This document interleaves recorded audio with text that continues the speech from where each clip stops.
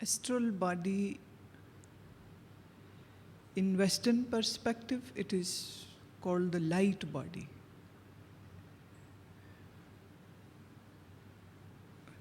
Waste का ये मानना है, वेस्टर्न क्रिश्चियनिटी स्पेशली का, उनका ये मानना है कि हमारे इस स्थूल शरीर में, फिजिकल बॉडी के अंदर एक रोशनी का शरीर होता है. Light body, a body which is made out of light. ये क्रिश्चियन मिस्टिक्स को ठीक तरह से ना समझने के कारण ये धारणा उनकी बन गई है. और उनका ये मानना है कि ये सब जो लाइट बॉडीज एक दूर कहीं कोई जगह है जहाँ से सब इस पृथ्वी पर आती हैं. They call it, they live in heaven, and from heaven they come here on the earth to learn lessons of life. ये वेस्ट का कॉन्सेप्ट है. और जिंदगी में दुख सुख, मिलना बिछड़ना, पैसा कमाना, स्ट्रगल करना, ये सब चीज़ें उस यात्रा के लिए है जहाँ आप अपनी मेंटल अफ्लिक्शंस से बाहर जब आ जाते हो और आप फिर मृत्यु के समय पर ये शरीर यहीं छूट जाएगा और आपका लाइट बॉडी जो है वो वापस हेवन में पहुंच जाएगा. So deep inside we are light bodies and we have come from a distant place and we'll go back to that place. इसी से मिलता जुलता ऑरा का उनका कॉन्सेप्ट है कि जितनी किसी की, जैसे बल्ब की वाटेज ज़्यादा होएगी तो उतनी रोशनी ज़्यादा होएगी, ऐसे जितनी developed, again this a misconception of west, they call it developed soul. अभी मैं वेस्ट की बात कर रही हूँ, मैं उसका भारतीय कॉन्सेप्ट अभी नहीं दे रही हूँ. तो जितनी सोल डेवलप्ड होगी उतनी उसकी लाइट ऑरा ज़्यादा होगी. जितनी उसकी लाइट ऑरा ज़्यादा होगी उतना ही वो व्यक्ति खुश रहेगा, प्रसन्न रहेगा, जहाँ जाएगा सबको खुशी देगा, उसको जो मिलेंगे वो खुश होंगे. इसी में फिर वो एक चीज़ और जोड़ देते हैं कि we can transfer our light to other person. ये थोड़ा सा अब रेकी से कुछ लोगों का जो मानना है कि हम रेकी की ऊर्जा भेजेंगे और दूसरे को ठीक कर देंगे. करोड़ों लोग हैं जो इस कॉन्सेप्ट को भी मानते हैं that we can heal not only our body but we can heal others body also. वो बात अलग है कि 2-5 हज़ार रुपया दे कर के 3 या 4 दिन में कोई भी रेकी मास्टर बन जाता है. और फिर वो कहता है कि अब मैं लाइट, वो लाइट नहीं शब्द इस्तेमाल करते, वो एनर्जी शब्द का इस्तेमाल करते कि मैं आपको एनर्जी भेजूँगा और आप उससे ठीक हो जाएंगे. मैं जब हॉलैंड में गई थी तो वहाँ एक आश्रम कह सकते हैं उसको वो कहते हैं सेंटर फॉर लाइट वर्कर्स. माने हम सब एस्ट्रल बीइंग्स हैं और हम कहीं से आए हैं, हम अपना घर भूल गए हैं, इसलिए इस दुनिया में हम गुम हो गए हैं. तो सबको ये याद करवाना कि आप सिर्फ शरीर नहीं हो और आप तो रोशन हो और आपका असली घर कहीं और है. तो उसको सब याद कराने का काम जो करते हैं वो अपने आप को लाइट वर्कर्स बोलते हैं. मैंने हमको हमारे घर का पता है और अब हम दूसरों को भी बता सकते. और उनका ये भी मानना है कि हम एनलाइटेंड हो चुके हैं क्योंकि हमें पता है कि हम वी आर लाइट बॉडीज़. तो उनके वहाँ पर मैंने बहुत सी पेंटिंग्स देखी जो वो बनाते हैं. एक शरीर बनाया, फिर उस शरीर के अंदर एक रोशनी बना दी और फिर वो रोशनी ऊपर निकल रही है, उसकी बीम मैंने एक कॉन्सेप्ट फिर ये कि वो ऊपर से हम आए हैं तो अपना कनेक्शन वो ऊपर से जोड़ रहे हैं। मेरी दृष्टि में ये सब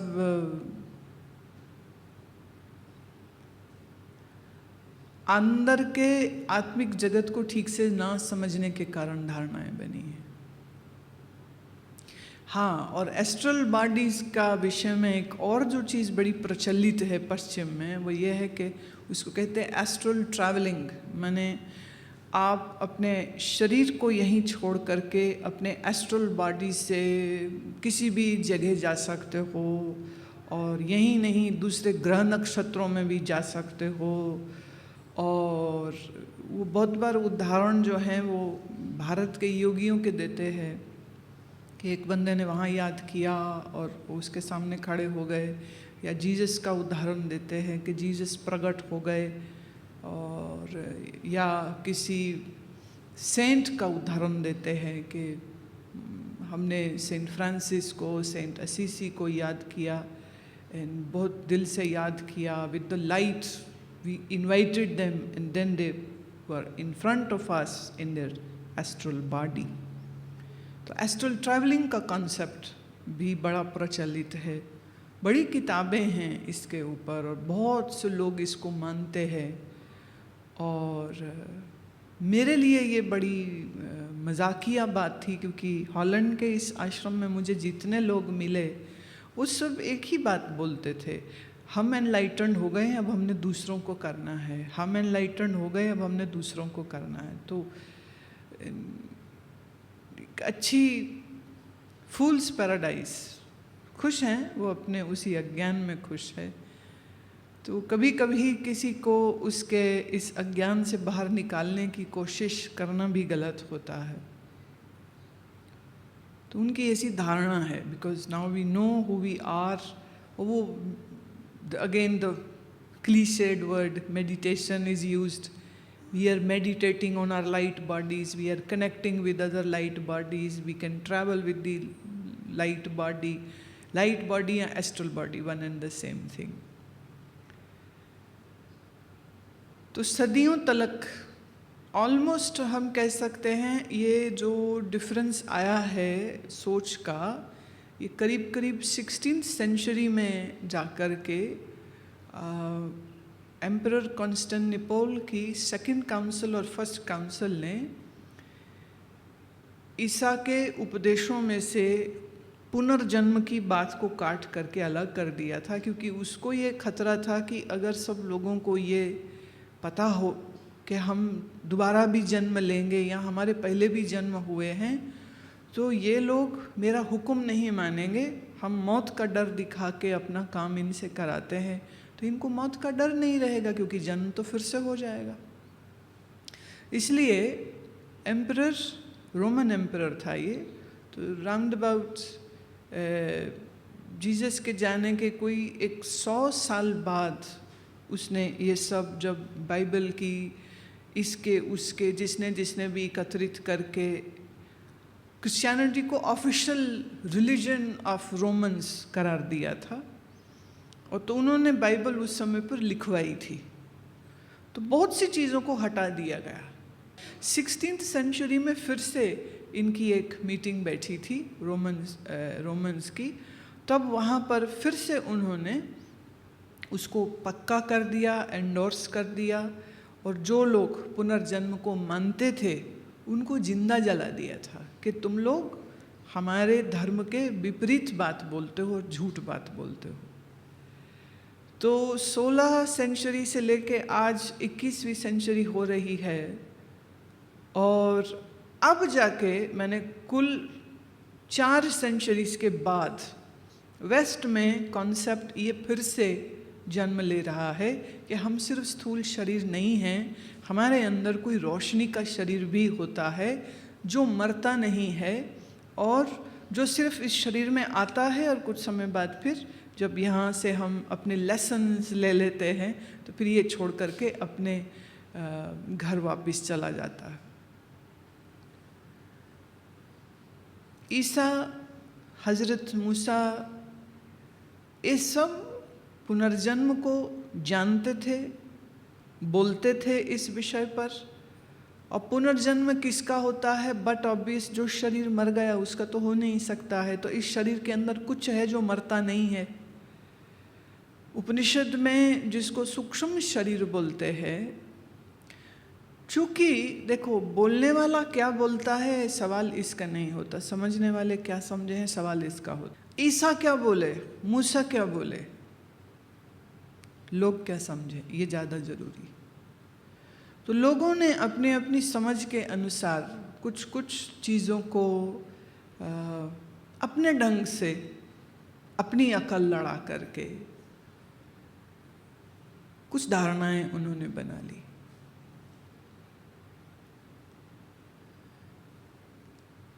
अब अगर उनको पूछो कि लाइट बॉडी बनी किस चीज़ की है, तो बोल देंगे लाइट पार्टिकल से बनी। इससे ज़्यादा वो कुछ कह नहीं पाएंगे। यहाँ it is very esoteric, it is very mysterious, रहस्यमयी है, इसको हम शब्द में नहीं बता सकते, इससे अधिक कुछ नहीं बोल पाएंगे। पर एस्ट्रल शरीर जो है वास्तव में सूक्ष्म शरीर को किसी एक अंश में समझने की कोशिश की जा रही। पर हम कहीं से आए हैं और वापस कहीं जाएंगे, ये तो sheer नॉनसेंस है। तो सूक्ष्म शरीर जो हमारा है, उस सूक्ष्म शरीर में मन, बुद्धि, प्राण, इस सब का समन्वय होता है। और जिसे हम एक समष्टि अज्ञान कह सकते हैं, वो भी उसी का हिस्सा है। तो साधारण जुबान में अगर कहें तो दृष्टि अज्ञान, मन, बुद्धि, चित्त, अहंकार और पंच प्राण एक कॉन्स्टिट्यूट बनता है एक सूक्ष्म शरीर का। अब इतना गहरा मंथन, इतना गहरा चिंतन कभी हो नहीं पाया है वेस्ट में खास करके। और जिस तरह से जीसस बोले, जिस तरह से उनसे बहुत पहले हज़रत मूसा बोले हैं, जिन्हें अंग्रेजी में मोसेस बोलते हैं, तो उनकी कही गई बातों को अब वो जिनसे बोल रहे थे वो बहुत बुद्धिमान लोग नहीं थे सामने। अब एक बच्चे से आप बात करेंगे तो कैसे बात करेंगे? आप बच्चे से उतनी ही बात करेंगे जितनी वो समझ सके। मेरा ये मानना है कि ईसा और मूसा जानते थे यथार्थ क्या है, लेकिन वो जिनसे बोल रहे थे उनके तल के मुताबिक उन्होंने कुछ बातों को कहा, जो फिर Bible is not written by Jesus, उन्होंने लिखी नहीं है।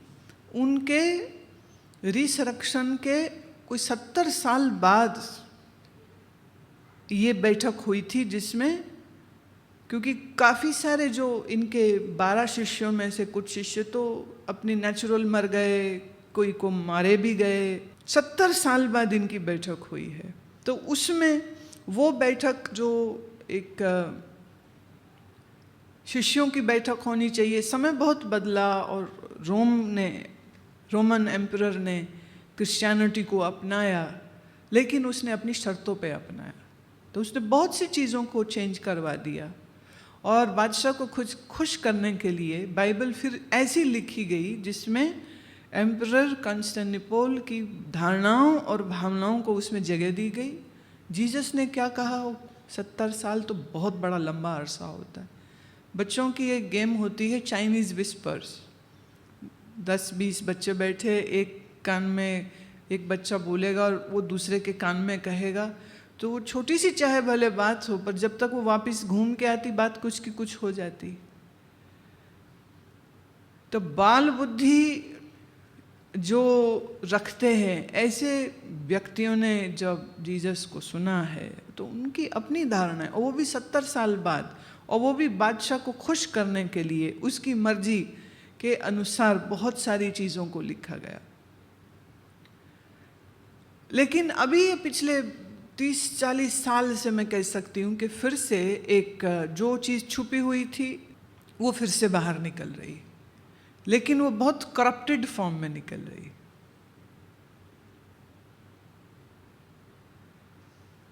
तो as such astral body means the subtle body, but उसको फिर वो नहीं समझना जैसा कि वो समझाने की कोशिश करते कि कहीं से आए हैं और फिर वापस वहाँ जाएंगे। तो जो दूर दिखाया जाता है, दूर बेईमानी की बात होती है। जो यहाँ नहीं है तो वहाँ तो कल्पना है ना, अब कल्पना से कुछ बना लो। हिंदुओं ने अपनी कल्पना से बड़े लोक बना रखे हैं, बौद्धों ने अपनी कल्पना से बड़े लोक बना रखे हैं। कुरान शरीफ पढ़ो तो वहाँ भी जन्नत और जहन्नुम का कल्पना का बड़ा, क्योंकि इस बात सीधी सी है, जो गया मर के वो वापस तो कभी कोई आया नहीं कि बताता कि वो कहाँ गया था। लेकिन हर धर्म में कुछ धारणाएं चलती हैं और हर धर्म में कुछ कल्पनाएं भी चलती हैं, जिसका बहुत चूँकि शोध किया नहीं जाता है, इसलिए आम जनता को इससे कोई फ़र्क भी नहीं पड़ता है कि हम कहाँ से आए हैं और हम मरने के बाद कहाँ जाएंगे, क्योंकि उनके लिए यही दुनिया बहुत अच्छी है और वो इसी में फंसे हुए हैं। सिर मुंह पैर सब इसी में डाल रखा है इस दुनिया में, इससे बाहर तो वो निकलना भी नहीं चाहते। लेकिन धर्म का जो धारणाएं हैं वो लोग सुन लेते हैं और माथे पे एक अनलिखी पट्टी सबके लिखी हुई है कि मैं इस धर्म की धारणा को मानता हूँ, मैं इस धर्म की धारणा को मानता हूँ। और अपनी अपनी धारणाओं में लोग बड़े खुश हैं। लोग सच नहीं जानना चाहते, हकीकत नहीं समझना चाहते और अपनी धारणाओं के बलबूते पे एक दूसरे से लड़ झगड़ के बड़े खुश हैं।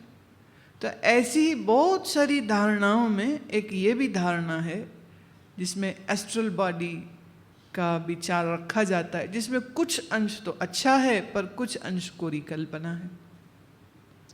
पर इस कल्पना को जो लोग कर रहे हैं, आप उन्हें ये नहीं कह सकते हैं कि ये कल्पना है, क्योंकि उनका बस चले तो जैसे यूरोप में, इंग्लैंड में हजारों औरतों को, आदमियों को जिंदा जला दिया गया था, क्योंकि जो भी वो बात बोल रहे थे वो बात हमारे बाइबल में नहीं लिखी हुई है। तुम बाइबल के विरुद्ध बोल रहे हो, जला दो। जैसे आज भी कट्टरपंथी इस्लाम के लोग, ये बात तुमने कुरान शरीफ के विरुद्ध बोल दी है, गर्दन काट दो। तो ईसाइयों में भी ये कम नहीं था, हैं तो कजन्स ही ना, दोनों कजन्स ही एक तरह से। तो वो बहुत कठोरता जो है धर्म की, इतना धर्मांधता थी कि कभी कभी किसी भी स्त्री, किसी भी पुरुष के ऊपर अगर आक्षेप लगा दिया कि ये विच है या ये ऐसी चीज़ें कर रहे हैं जो बाइबल में नहीं हैं, इतना काफ़ी होता था उसको मारने के लिए। जैसे अभी भी तुम लोग भारत में कभी कभार कोई गांव की खबर आ जाती है कि किसी को डायन घोषित करके और उसको मार दिया, तो ये घटनाएं यूरोप में भी बहुत हुई है, इंग्लैंड में बहुत हुई है। तो ये सब घटनाओं के चक्कर में जो थोड़ी बहुत सूफियों की समझ थी, ईसाई सूफियों की, उन्होंने उसको और अंदर तक छुपा लिया, और अंदर तक छुपा लिया, क्योंकि बोलने का मतलब है कि आपको वो मार देंगे, क्योंकि बाइबल घोषित धर्म हो गया ईसाइयत का, और गवर्नमेंट कह रही है और वेटिकन कह रही है कि पुनर्जन्म नहीं होता है। उसमें कोई कह दे एस्ट्रल बॉडी होती, उसकी तो जान गई। तो अक्लमंदी करी उन्होंने, चुप रहना ज़्यादा मुनासिब समझा। लेकिन अभी पिछले 30 सालों में, 40 सालों में ये थोड़ी थोड़ी चीज़ें फिर से बाहर आने लग गई हैं। तो बड़ी छुपा छुपा के आई हैं, पर फिर धीरे धीरे थोड़ा टॉलरेंस शायद बढ़ गया, थोड़ा मीडिया, थोड़ा इंटरनेट, थोड़ी लोगों की एक्सेप्टेबिलिटी भी बढ़ गई। तो उसके बाद ये विषय के ऊपर सैकड़ों किताबें हैं जो छपती है। ऐसी ही कोई किताब पढ़ी तूने? हाँ, वही एक ही बात है, इंटरनेट हो के हार्ड कॉपी हो, आता ये वहीं से ही है।